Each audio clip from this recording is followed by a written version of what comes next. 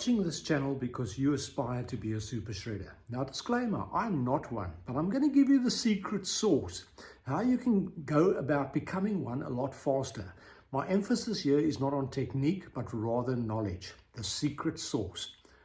If you didn't know what I was doing there, I was playing a series of minor third intervals, 3 notes per string, with my root on the E, D, and B strings being the 11th fret.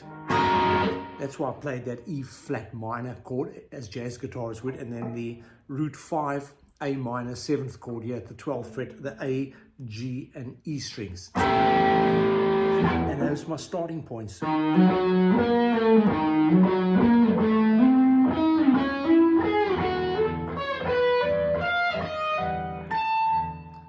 And that's what that was about.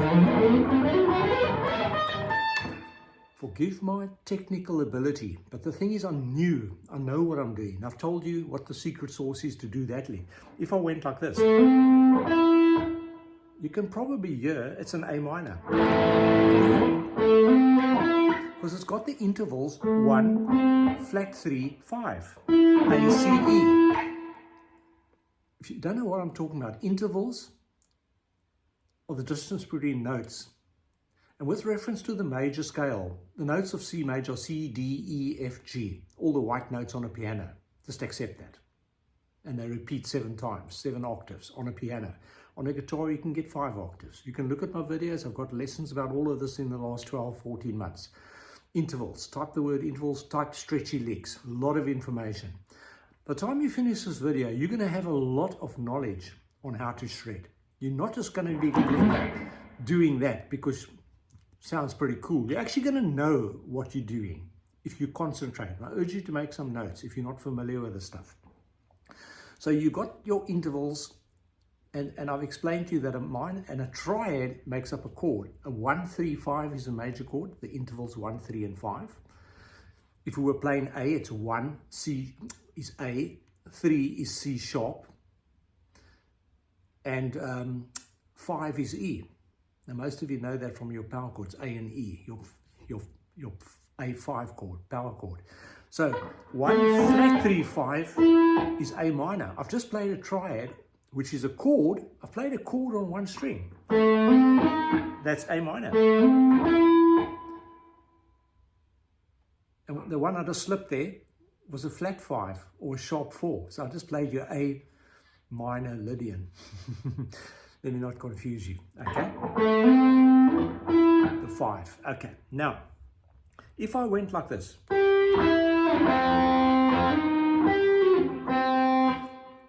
you know that's a C note because that's a D at the 12th fret. You know that's an E and that's a G. That's C major. There's another chord for you. Now, look at the spaces between a minor chord, the fingering. There's 2 spaces between the notes depressed.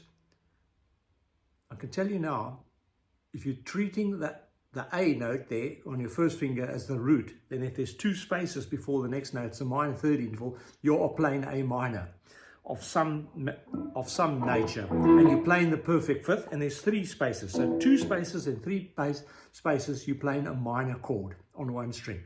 If I play A major, there's 3 spaces, depress, skip 2, depress. You got a major chord. Now, some of you might know this from my other lessons, but I'm repeating it because there's billions of people out there that watch online lessons, and I'm hoping that they get to see this because I've never seen anyone else present it like this. Think about what I've just said. That's the idiot way. You know, Eddie Van Halen, I'm going to cover some Alan Holdsworth licks for you later. Now, I only found out about Alan Holdsworth about 4 years ago. You know, I grew up in a country where there wasn't television until I was 16 years old. I took up guitar when I was 14, had a 34-year hiatus, and at the age of 55, 10 years ago, I went crazy, midlife crisis, and I've done something like 12 to 14,000 hours, I'm happy to say. Now, I don't play like this. I've only learned stretchy licks on the 24th of April 2023. You know, 3 notes per string pentatonic. If you don't know about that, go look it up on my channel. It is the holy grail of knowing the fretboard. Trust me. And the 5 positions, 2 notes per scale, 5 positions of the pentatonic, specifically the minor pentatonic, will give you fretboard freedom. Now, look at Eddie Van Halen. He plays this little solo of Eruption. Now, do you think he just sat there for days and figured out those are great intervals? Well, you know there's a minor third interval because I've told you there's 2 spaces, and then you know there's 4 spaces there. Now, I'm playing in the key of C sharp here, if I took that as my root at the 2nd fret. If I moved it down to C, you'll probably understand the theory better. C, skip 2 to give me a minor, C minor, because I'm treating C as my root. And I'm depressing a G, which is my 5th. So Eddie Van Halen was playing C sharp minor, because C, E flat, and G, but he plays the song in C sharp. C sharp, E, and a G sharp or A flat, depends on what you want to call it. You're playing C sharp minor. That's what Eddie Van Halen did. Look at the spaces, 2 and then 1, 2, 3 spaces. Okay, let's look at some late Alan Holdsworth licks. You know, Eddie was particularly fond of Alan Holdsworth. He either saw him performing or met him, and he had great respect for the man. And if you haven't heard of Alan Holdsworth, go look him up, because he's going to blow your mind. The chords that that man fingers, I'll just show you one of them, if I can remember.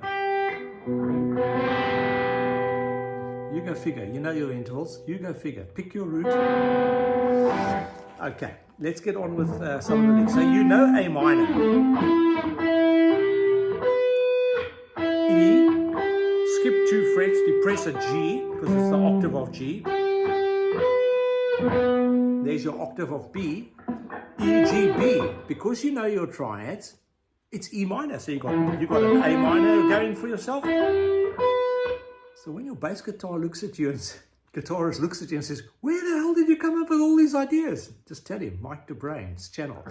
And if you happen to be at school, send the whole school to watch my channel, because the guy's going to love this stuff. And if you're in an office block, send the whole office block. You know what I mean? Someone in the lift, here's you playing it, tell them where you got it. Okay, E minor. And then I'm going to do one that might throw you. Now, what was that? That's a D chord, the cowboy style, but played at the 14th fret. Yes, I was playing D major, but I'm playing F sharp A, and at the 22nd fret, I'm playing a D note. And you just heard that note. That note below the root, it's a C sharp, right? But the note below the root is referred to as the major 7th interval. And 2 notes below the root, in other words, a C to a D, is known as a flat 7 or a dominant 7th. So if you walk into a jazz band outfit and they start talking about dominant, you know they're talking about the 7th, the flat 7th. And the note below the root, the C sharp to D, you're learning some theory now, but you know what you're doing. Now, F sharp, an A and a D. Now, the 3 notes that make up a D major chord, the 1, 3, 5, is D, F sharp, A, right? 1, 3, 5. But I've started on 3, the 2nd note in the triad, the major 3rd. Therefore, it's referred to as the 2nd inversion of D major. So Alan Holdsworth has this little lick in one of his songs, and I can't execute it, but you know what you're doing. Remember what I said up front? It's knowledge that will give you advantage. The rest of it is just mechanical, doing it over and over and over. Remember, only as little as, 10 months ago, not even 10 months ago, that I even managed to get my hand fanned out like this. And I will urge you, if you're not used to it, take it very slowly. Otherwise, you won't be playing guitar for 8 months to a year, because you'll get tendonitis.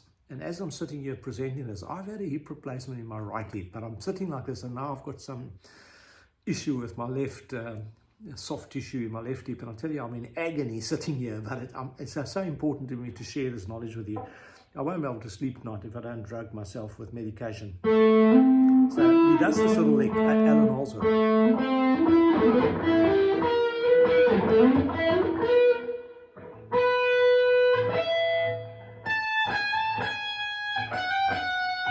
So let me try again. I'm talking too much, I'm not concentrating. I'm playing an A, a C, and an E. I'm playing A minor, okay? Because this is the octave of that. E minor.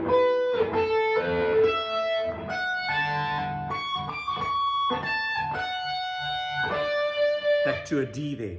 Okay, so you got an A minor.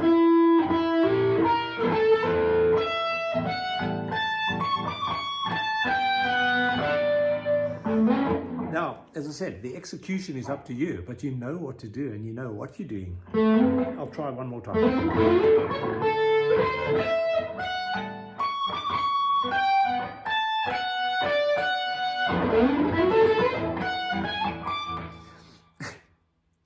Use your imagination. Because I say, I haven't spent the hours to get these things smooth.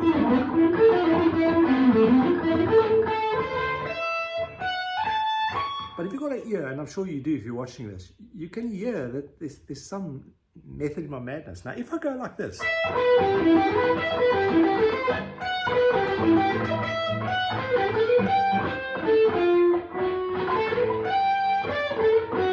sorry about the sloppy playing. I'm playing an E, a B, a G, and an E. You recognize it as E minor, E, B, G, or E, G, B, but I'm E, B, G, back to E.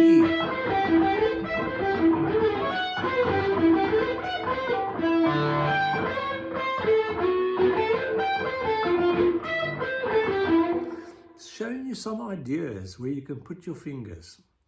You know, Alan Holdsworth had a lot of sequences, and I've got one on using sequences to shred, where he plays 4 notes on one string, which is largely derived out of minor pentatonic, like E minor pentatonic.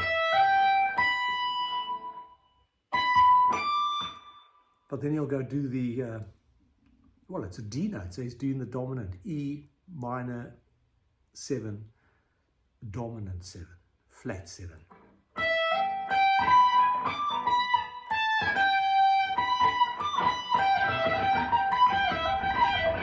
Now your hands can be easily trained to do this stuff if you spend the time, but you know what you're doing. That's key. That is absolute key. Here's an A major. Because you can go count.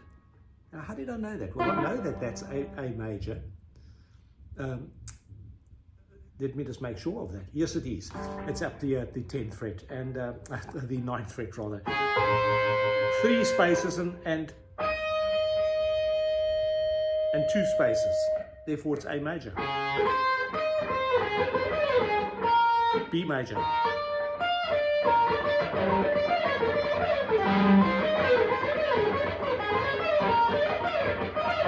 Now, I couldn't do that before. If you look at one of my videos about 3 weeks ago, I could not do that at all. Now, I'm not saying it's clean, but your hand, your muscle memory, as they call it, the muscle memory is actually in your brain, by the way. It's not in your hand. These are just levers. Trust me, the message is coming out of your brain. The neurons and axioms are all connecting in your brain. You must use them because they get better the more you use them.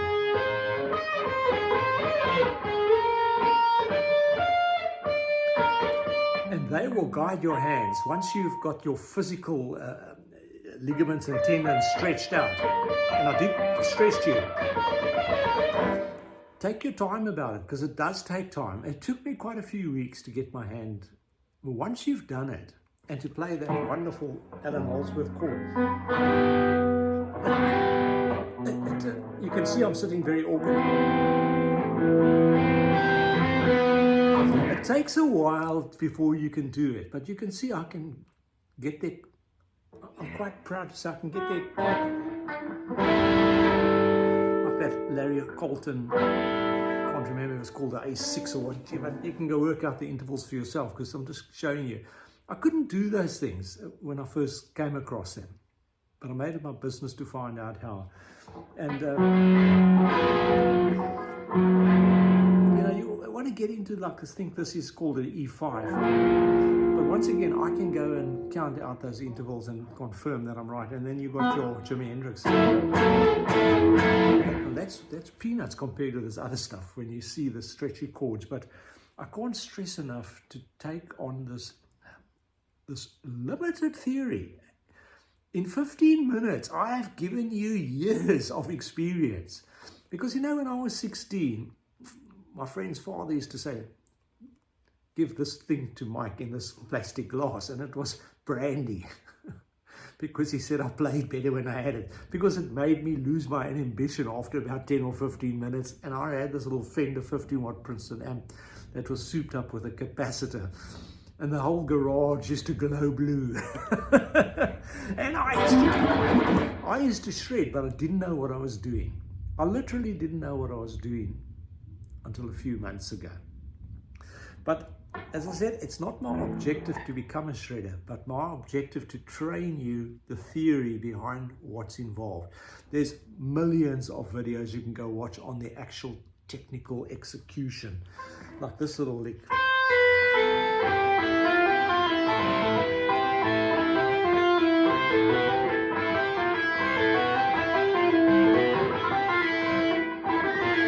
I tell you, it took me a few days to do it.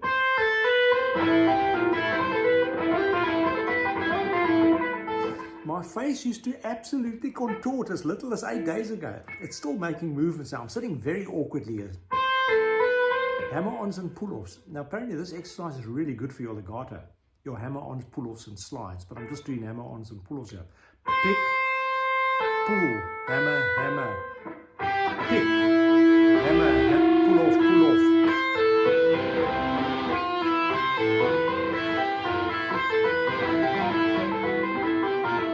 As I said, I'm sitting really awkwardly here, but and this hip and pelvis is aching, so I'll have to call it a day now. But I really hope you've taken on the stuff on board. Now, the reason why I showed you this one,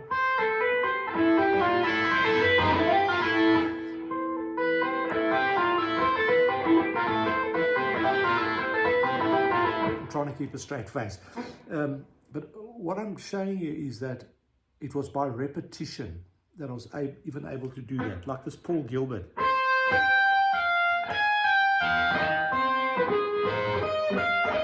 A 16-note sort of triplet sequence, which you do with a metronome.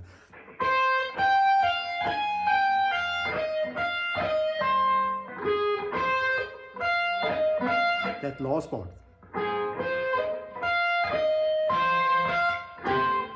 You pick every string as you change strings.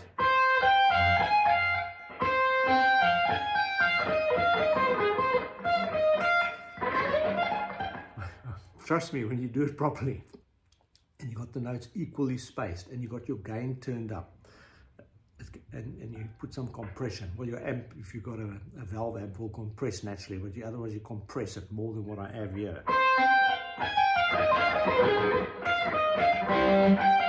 And it's a loopable. You'll get that sort of sound, but it's all about hammer-ons and pull-offs to get the smoothness.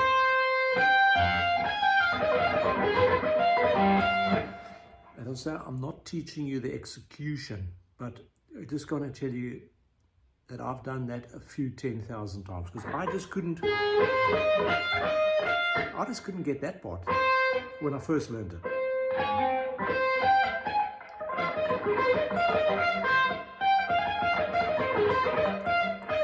I don't think I've done it for 2 years, so I'm rusty, but don't feel embarrassed if you drive your wife or your sister or brother or your friends crazy. I'm not playing too loud, so I think my neighbors are pretty happy, because when I jam, and there's a lot of jams on my channel, I play pretty loud because I'm 40% deaf in my right ear. So you hear things that I don't. Now look, I'm coming up for 20 minutes. If you've got any comments, I'd appreciate them. And if I can, I will respond. I'm generally very good at responding. Of course, when I became famous, I won't be able today. But if you're looking at this, go back and take serious note of what I've said. And when the penny drops for you, and when you get to be able to play these things, you'll be astounded what you can have achieved. Now, I'm sitting totally out of my comfort zone.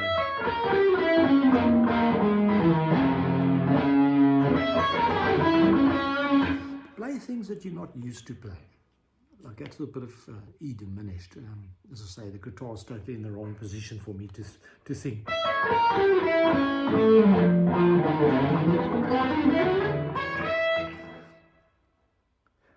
But explore things that you don't. Otherwise, you'll just end up doing what everyone else does the rest of your life. But maybe that's what you enjoy. Then good on you. But if you want to improve, then you're going to have to step outside your comfort zone.